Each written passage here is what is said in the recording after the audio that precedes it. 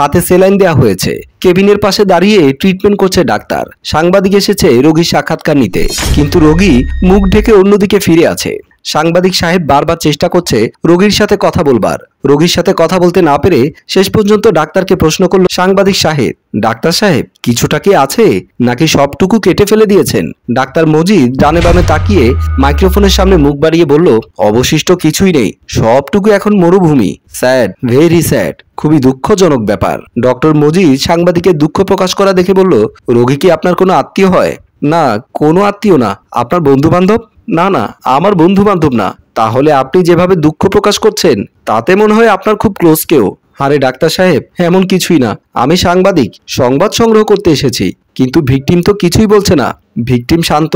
সাংবাদিক সাহেবের উল্টোপাল্টা কথা শুনে মুখ ঢাকা অবস্থায় উত্তেজিত হয়ে ডাক্তার সাহেবকে বলল, ডাক্তার সাহেব এই পাগল রিপোর্টারকে এখান থেকে বের করে দিন। আমি ওনাকে কোনো কথাই বলবো না। আমি মরি যন্ত্রণায়, ব্যথায় পাচ্ছি না নিজের শরীর নাড়াতে, আর উনি কানের কাছে এসে বকবক শুরু করেছে।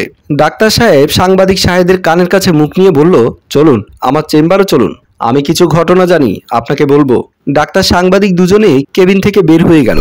ডাক্তারের চেম্বারে প্রবেশ করে ডাক্তার সাহেব তার চেয়ারে বসলো। সাংবাদিক সাহেবকে পাশের চেয়ারে বসতে ইশারা দিল। এবার ডাক্তার সাহেব বলতে শুরু করলো, ভিকটিমের প্রেমিকাই যন্ত্রটা কেটে দিয়েছে, নিজে কেটে নিজে রোগীকে নিয়ে হাসপাতালে এসেছে। শাহেদ অবাক হয়ে বলল, কি বলেন, প্রেমিকা কেন কেটে দিল, আবার হাসপাতালেও নিয়ে আসলো? অবাক লাগছে না? আমিও খুব অবাক হয়েছিলাম।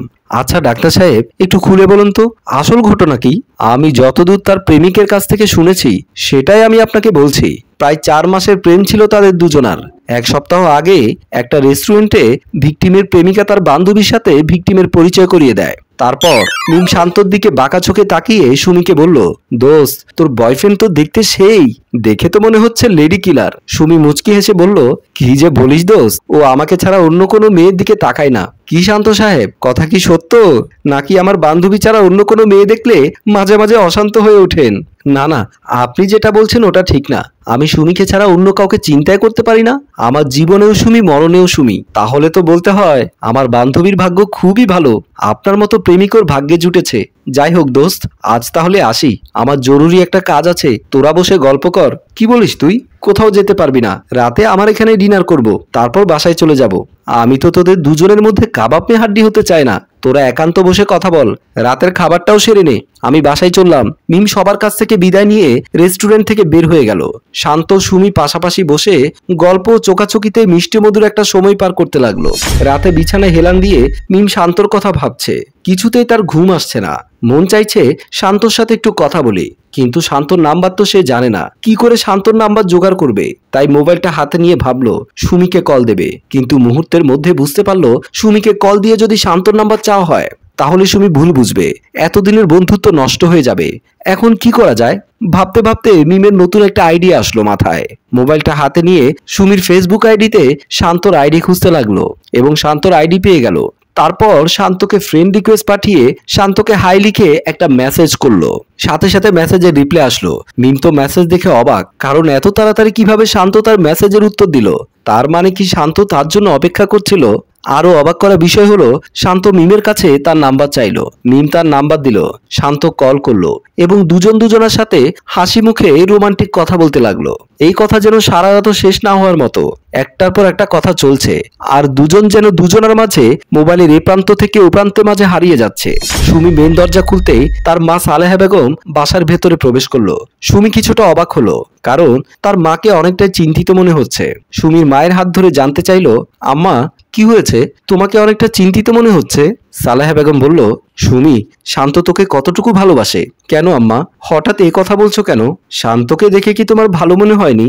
মানুষের বাহিরটা দেখে ভালো মন্দ যাচাই করা যায় না। তুই কি মিমের সাথে শান্তকে পরিচয় করিয়ে দিয়েছিলি? হ্যাঁ আম্মা, 2 দিন আগে পরিচয় করিয়ে দিয়েছিলাম।